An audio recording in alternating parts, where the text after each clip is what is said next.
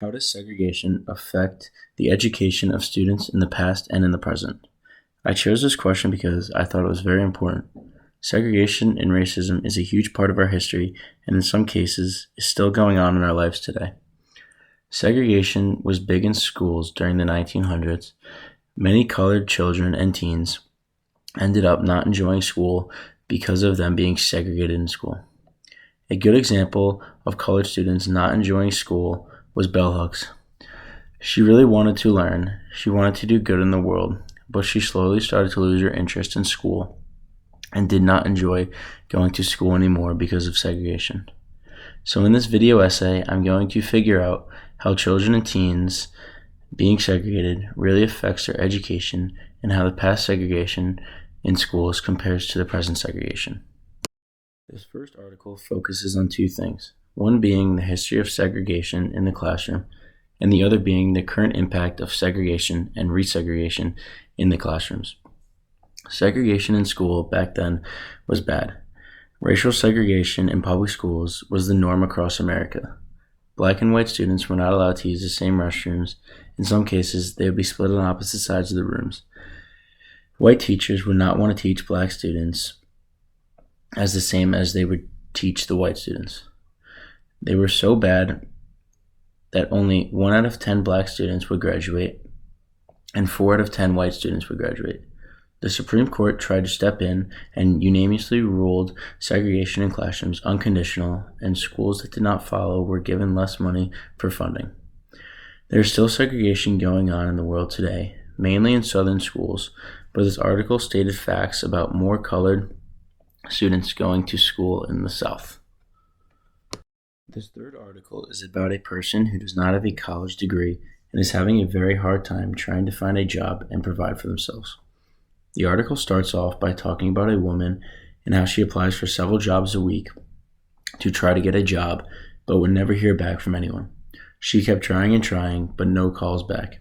The reason for her getting no calls back is because there is no college degree in her resume.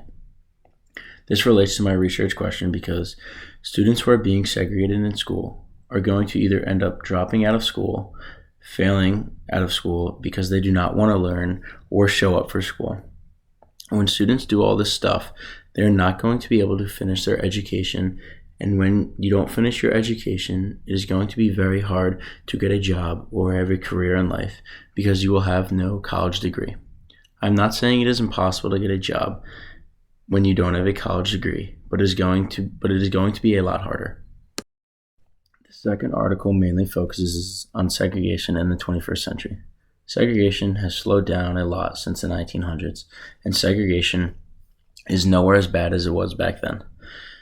Back then, children were getting beat, teachers would only want to teach white students, students cannot use the same restrooms, but there was still some segregation today, mainly in the metropolitan areas. The reason why segregation has decreased from the 1900s is because of laws being put in place. An example of one of these laws is the Brown v. Board of Education decision. This last article talks about many different things related to racism, but one specific thing that I pulled out of it was the one where it talked about the school to prison pipeline through a critical race lens.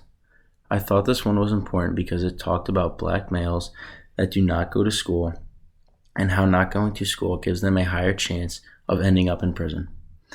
One of the big factors of them not going to school is because of racism.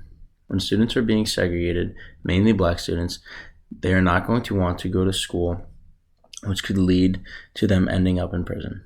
This article also states that black students are roughly 4 times greater to be put in prison than a white male.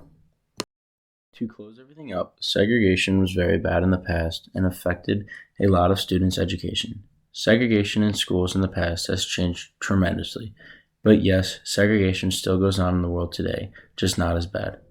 So I would say that segregation still has an effect on the education of students today.